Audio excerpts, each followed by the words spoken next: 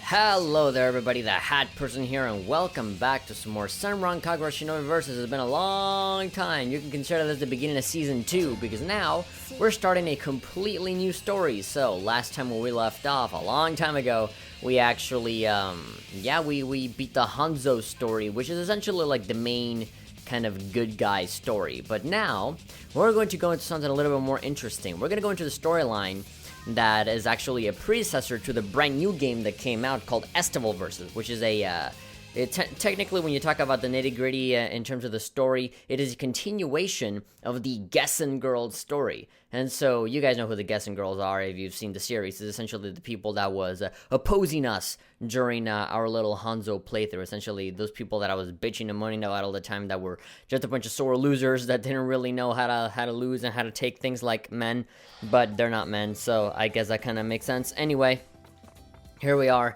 So this is the old Hanzo school. One thing that I want to do though is that I do want to make a few adjustments to the outfits. So let's change over here to Asuka. I did take a few liberties in changing around their outfit. You guys might remember them from last time. So I guess what I want to do now is to kind of make them a little nicer, to kind of, because I won't be using them anymore. I think it might be better if I just, yeah, I know, no microphone connected. I'll just give them some default costumes, but give them like the different ones that were made just for them. So there's an exclusive Hanzo uniform only for Asuka, only one for Ikaraga, Katsuragi, all of those. So I'm going to go ahead and I'm going to equip all of those onto them, just so that they look nicer for when I actually meet them as opponents rather than as playable characters. And the same will go for the Shinobi outfit. So yeah, already, like, Asuka's already wearing that. Rainbow panties, sure, that's fine. Okay then, so, I guess, I'm continuing the series because I got super hyped over Estival Versus. For one, I bought a copy of the Japanese version for the PS Vita. And so, second, almost kind of inconveniently so, the moment I bought, the freaking Japanese copy of Estival Versus, I went to the Xseed Twitter, and they announced that they were going to release a English version of Estival Versus, to which then I got really angry because I blew like $70 on the damn game. I mean, obviously it was like 50 something bucks, but then, you know, shipping and handling and all that kind of stuff. Yeah, that things get a little expensive, but yeah, I essentially, yeah, I kind of cursed and said, oh god, I was cursing up a storm because I was like, god damn it, why did it have to happen? I should have waited, and I did not wait because I'm a moron.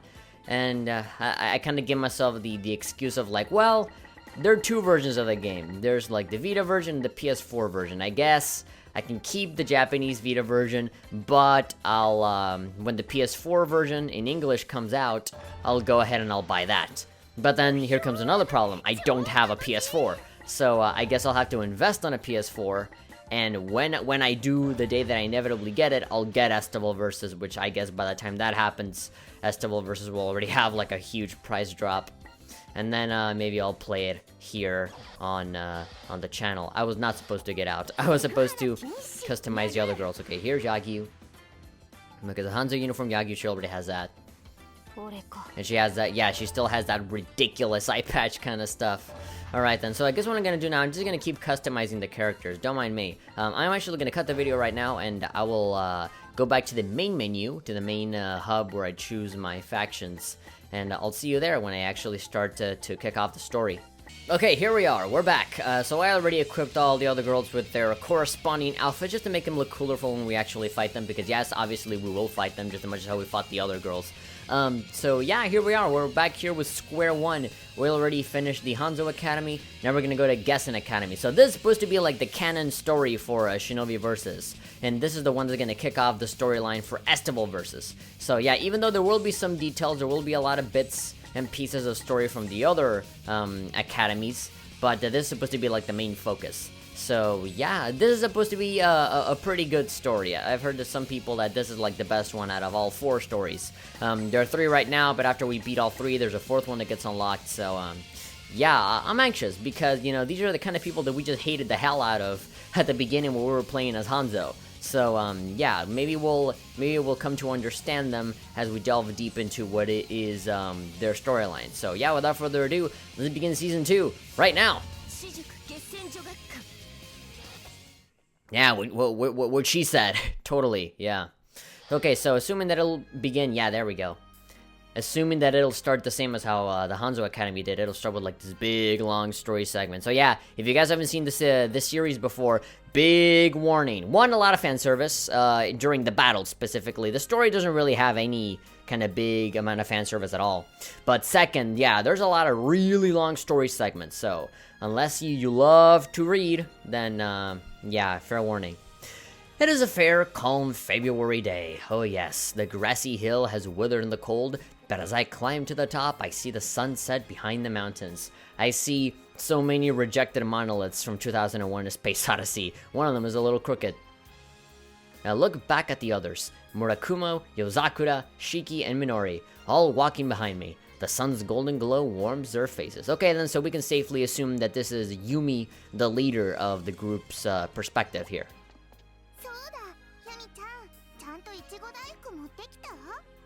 Sure, I brought the strawberry that thing. Minori looks into my bag. God, it feels like we have like 5 Little Red Riding Hoods just walking over to their grandfather. My bag is full to bursting with strawberry daifuku. Rice paste formed into small cakes filled with strawberries and cream. Thank you very much for explaining that to me. Like, just in case you didn't know. The large succulent fruits completely overwhelm their pale white coverings, ready to spill out at any moment. God, why even like when talking about food, you make it sound so like, not dramatic, but so like so poetic. No matter what it is, you could be talking about a guy taking a crap and it'll be like the overwhelming animosity and courage from the man who's trying to expel the overwhelming poop from his asshole. Fight on, friend. We believe in you. Something like that. When grandfather first took ill and fell bedridden, strawberry daifuku became his main source of sustenance, okay? Like, you could give him, like, fruits, you can give him vegetables, you know, maybe, like, a good stew, some soup. No, like a strawberry small cake that are ready to burst, apparently, with cream and stuff. It's totally not sexual. But he loves them, and I'm certain he will be pleased to see how many we've brought for him today. God. I'm just waiting for the moment where they say, we're gonna make Grandpa burst, all 5 of us at the same time. Minori has a big smile on her face as she says this. This is looking a little bit too happy. I'm just waiting for the moment where they turn around and like their grandfather's like house is like on fire or something. Because I'm sure, knowing the series, something tragic like that is gonna happen at one point. Or maybe in a flashback or something. It's always in a flashback. Like, current time never has any super sad moments. It's always like the past. The shinobi world calls my grandfather Kurokage, a legendary good shinobi devoted to the abolishment of evil. Yes, we do know about Kurokage. Yeah, he was talked about a lot during the Hanzo story. He was kind of a misguided man. Again, if you guys have not seen the series, I highly recommend that you watch from the very beginning so that you understand what the hell's going on. But yeah, there are a lot of people that don't start off the story with the Hanzo story. So yeah, I'm not gonna spoil it too much, but I will hint at, yes, we have heard about this person before, you know, just in case. Yeah, good shinobi, a very extreme good shinobi, all about the abolishment of evil. And so, Kurokage is essentially the master of these 5 girls. The 5 of us come from good shinobi families. We all lost our parents with the conflicts between good shinobi and evil shinobi. Grandfather raised us as good shinobi and enrolled us in Gessen Girls Academy. It's a way longer name than that, like Gessen Girls Clandestine something. To pay our debts to him, we all trained harder than anyone and became the school's elite, with a capital E. You know, like, don't mess with us, we got a capital E in our name. Huh! What? What's what? Grandfather is waiting for us at the bottom of the hill. We're so excited to see him that we almost start running. Yeah, something bad is gonna happen. Like, either like his house is gonna be on fire, or like evil shinobi are gonna come in and attack. I don't know, because if this takes place at around the same time that the Hanzo story started off, then yeah, nothing super bad is gonna happen. But if this takes place after, then we're kind of screwed. But at that very moment, oh my god, I could recognize that laughter anywhere. Yep. It's Hanzo. We hear a wild laugh from somewhere. There's a strong sense that someone's behind us, so we all turn around at once and see an old man in a sushi... Oh, yeah, definitely. It's definitely the person that I think it is. In a sushi chef's outfit. Yeah, there he is. As if on instinct, we quickly ready ourselves for battle. This man is not what he appears to be. For a small figure, he radiates an enormously powerful aura.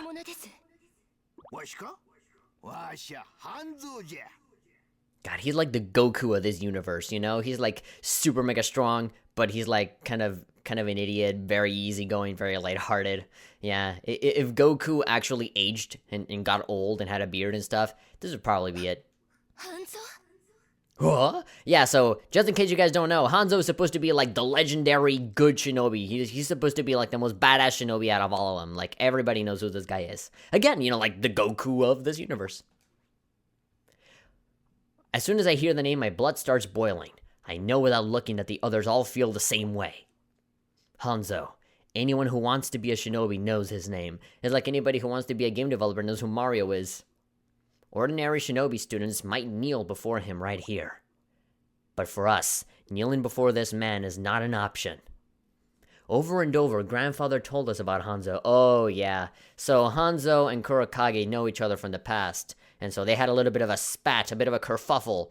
And so I assume that old grandfather here is still quite angry at Hanzo. So I'm sure that the master of these 5 girls are saying, no, don't hang out with him. He's bad business. That he was considered grandfather's destined rival. Yep. Why is the book over up here when it's supposed to be down here? Whatever.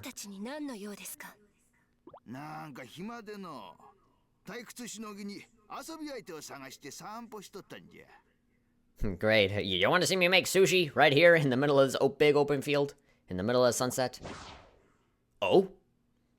He winks with a smile and disappears. Okay. The moment after I lose sight of him, unseen hands grab my breast from... Of course. Oh yeah, another detail that I forgot to mention. Hanzo's a bit of a pervert. And so I guess he's not like the Goku from this universe, more like the Master Roshi from this universe.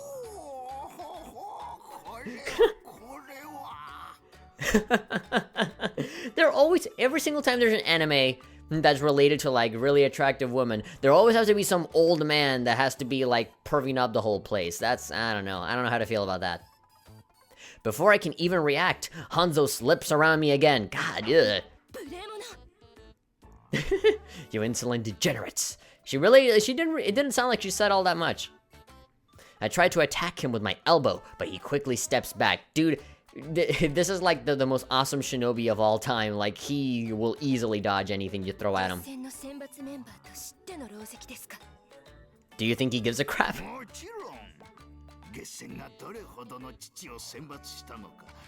Elite boobs.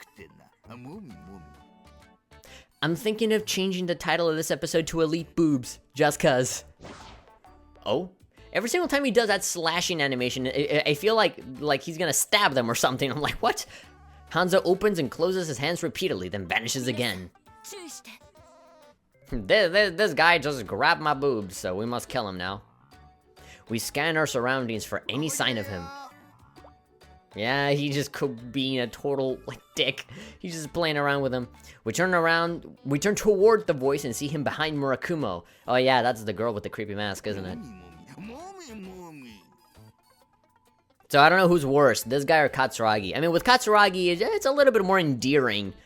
But, you know, with Hanzo, I don't know. He needs Murakumo's breast as she stands there, stunned. Needs, great. Like, it's just like a piece of, like, would-be bread. That's, okay, that's a weird dream to have. I tried to hit him, but he disappears yet again. Wow. He must be like the biggest troll in the universe. Okay.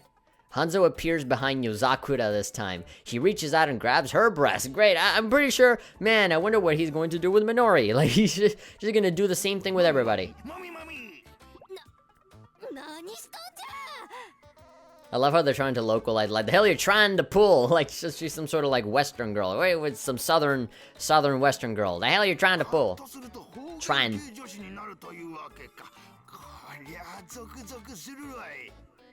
Yeah, so apparently she has, like, a native dialect, okay? Because I really don't know Japanese. I don't know if she's actually putting up some sort of accent. No idea. I guess she's supposed to be, like, super elegant, but now she becomes very, like, bah, you know? Like, more casual when that happens. He does the same thing to Shiki. And to Minori. He gropes us one after the other. Yeah, God, all this groping doesn't make me read correctly. He gropes us one after the other. We try to fight back, but he moves so fast that we can't even follow his movements with our eyes.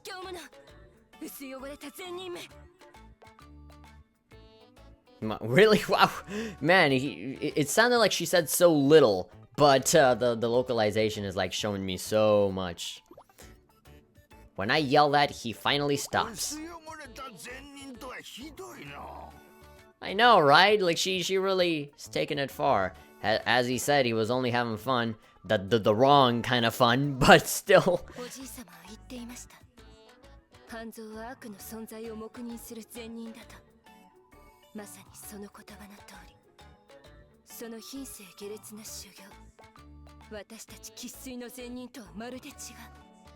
You know, you can't place light over purity and slaughter men like you in the same sentence. That is just like immediately contradictory. I'm already imagining like Clippy from Microsoft Word. Like, I can see you're trying to make an essay. You're not doing a good job. Would you like some help? While I speak, he moves his mouth restlessly, like a cow chewing cud. What the hell is cud? I have to go and ask Siri about that. Hold on just a bit. I'm gonna break on my phone. Let's see. Hold on that home button. Siri, what does cud mean? No. Checking my sources. No, that's... The definition of HUD is the United States Federal Department that administers... No. Not HUD, I mean CUD. CU, goddammit. No! No. What is the meaning of cud, spelled C-U-D? Okay, this is not working. Great, now it's just freaking writing down everything that I'm saying right now. Okay, fuck this. Screw you, Siri. You're not really helping. I'll have to look it up later. Cud. Is he trying to rival my grandfather? Dad, is he truly the rival my grandfather spoke of? I'm sorry, I'm putting away all my shizzle. That's why I flubbed it.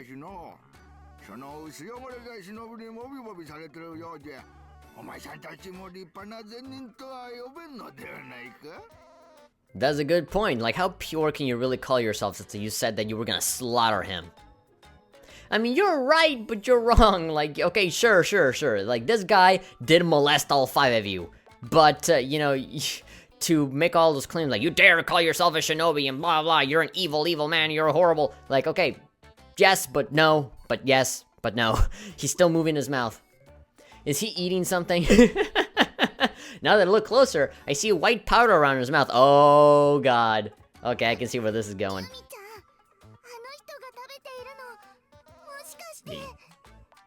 Yep.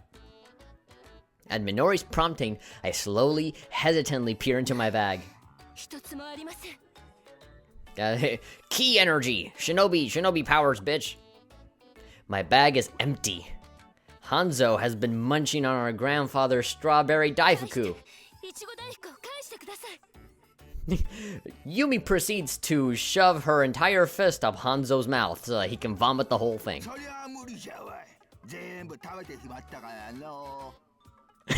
Hello, playful sounds. I ate him. He shrugs. I get so angry, my blood feels like it's flowing backwards. What?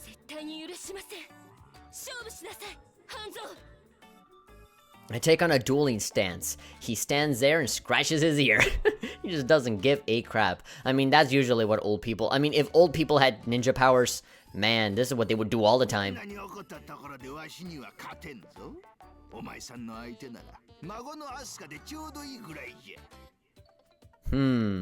Okay, so I think I'm starting to know... I'm starting to realize how, the stuff in the Hanzo story got set up.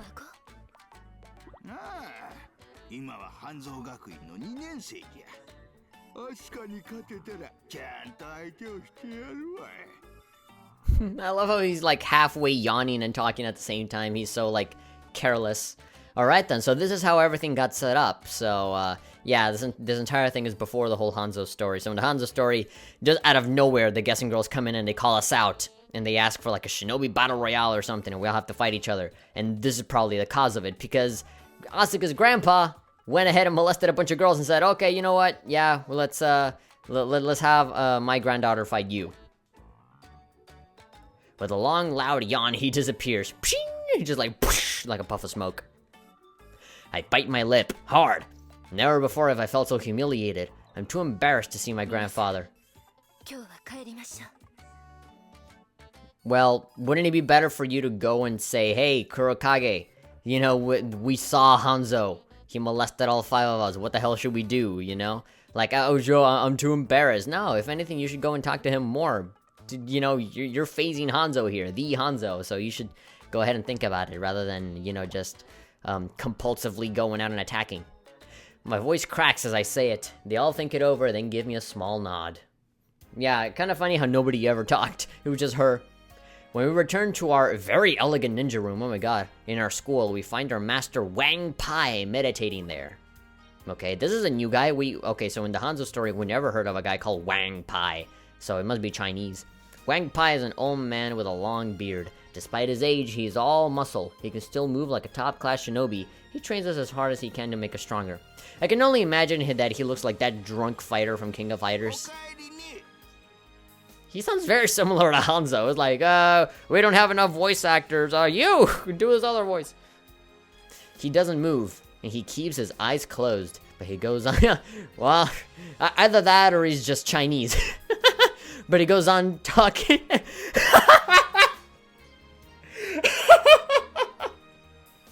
I'm so sorry. I'm so sorry. That just came out from the bottom of my heart. I'm so sorry. I'm sorry. He goes on talking in between deep breaths. Okay then. Order came down from school. They want you. Oh, okay, so he's doing like an accent. Oh my god, he is Chinese. Order came down from school. They want you wait. Shinobi Battle Royale. He's like speaking like broken English, which would be like broken Japanese, I guess. I know a bit about the Shinobi Battle Royale from class. It is a classic challenge passed down in Shinobi schools. I'm sorry, I can't get over the whole Chinese thing. Elite Shinobi students challenge an equal number of elite students from another school. Capital E as well. And as soon as we make a bunch of yo mama jokes at each other, and whenever one beats the other, we're like, it's on now! And then both sides fight for their school's survival. The winning school burns the losing school to the ground. A little bit extreme. Yeah, there we go. Even she says it. Like, harsh, I suppose, but that is the tradition. Of course, Yumi is exactly the kind of person to say that. To be like, well, it's tradition and we must follow tradition. Oh, God. You need pick target. I'd say Heavy Joe. God, this guy sounds exactly like Hanzo. And so whenever I think of this guy, I can't help but think about Hanzo. But yeah, I mean, I guess both of them are like old, bearded men. Oh man, I'm pretty sure that's gonna happen. You know, like Hanzo's gonna come in and be like, "Wang Pai!" Like, both of them are gonna be like friends, you know? They'll be like, "Hanzo, how have you been?" You know? I'm certain that's gonna happen. Like, Hanzo and Wang Pai and Kurokage are gonna come together and then, you know, they're gonna be like, "It was all set up. Surprise! Happy birthday, Yumi." Alright then, so Hebijo Clandestine Girls Academy is a breeding ground for evil shinobi, which we have sworn to destroy. It seems we have a golden opportunity. Everyone quickly comes to agree. Finally, we have orders to battle evil shinobi. Or do we? Da-da-da-da. An idea slips into my head. Oh god, is this what I think it is? The order only says to declare a shinobi battle royale. It doesn't specify against which school. And here's where all of the perplexing stuff happens, because both Gessen Academy and Hanzo Academy are both good shinobi, so why would two good shinobi fight each other? Wang Pai looks a bit surprised at that question. He nods back with his eyes closed, lost in thought. Wang Pai opens his eyes wide. Had I startled him?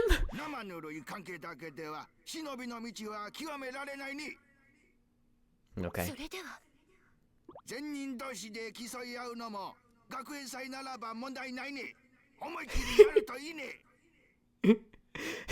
The voice acting sir, like, I know, like, he really is like hamming up like the accent and stuff. Like, it really is like, I feel a little weird doing like Road to White Owl fighting nada, but I'm sure like this guy is doing like the Japanese equivalent of that, I'm sure.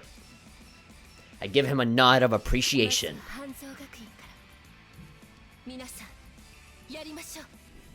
Okay, and here's where we see, like, when we play the Hanzo story, here's where they come in, and they start picking a fight. Alright. It's kind of weird how none of the other girls are kind of pitching in, you know? It's like, Yumi is like this authoritative, like, voice that speaks for everybody. But, you know, like, do the other girls, do they not get a say into it? Like, is there nobody that says, oh, well, I might be taking it too far, or, oh, you know, maybe it's not a good idea? No, they just, like, blindly say, yeah, let's do it! Their determined voices bring us together. Hanzo, as you wish. I will crush your beloved granddaughter. Oh, God. Remember, these are supposed to be good people. These are, like, good shinobi. And you will be next. Prepare to wash down the strawberries with our infinite ocean of wrath. Wow. Angry, spiteful, violent? Sure, definitely the harbingers of justice. Every light casts a shadow, yet within the depths of that shadow there is light. I don't know. I don't know if that's how it works. Okay. Yin and yang, good and evil, light and dark. The balance of those elements is what keeps the world in harmony. And those who live as shinobi must not disturb that balance. Or so they say. Yeah, I was about to say. It's like, yeah, okay, so you know about the balance, which is exactly why we're about to go ahead and completely screw it up. But evil can easily consume good, and good can fall to evil. Our elders treat the principle of balance like a sacred commandment, but I believe that balance was corrupted long ago. Now it is little more than a decorative, hollow concept, a flimsy shield against the obvious truth. I have never seen evil turn to good. I have never seen light in the darkness. Not once in my entire life. But didn't you just say that, you know, within the shadow there is light, or whatever? This story I weave is about our own fight to protect the good in the world. About a lifelong struggle against the darkness, in the name of a better tomorrow. By slaughtering people that disagree with us? Like, okay. A world where everyone can always be happy and safe. That is our dream. Fantastic. Happy and safe by just completely annihilating people that are different than us. I mean, sure, evil, right? But if you guys have seen, like, the previous episodes to this series, back in Season 1... No, there we go. So that's the intro to the Academy as a whole. But yeah, I mean, at least a lot of the shinobi here are evil just kind of by name. There are some that are, like, legitimately evil, but, you know, a lot of them are not really all that bad. They all have, like, their own stories and their reasons for being, quote-unquote, good and evil, you know? And as we've seen, like, these supposedly good people also have a lot of hints of bad, so...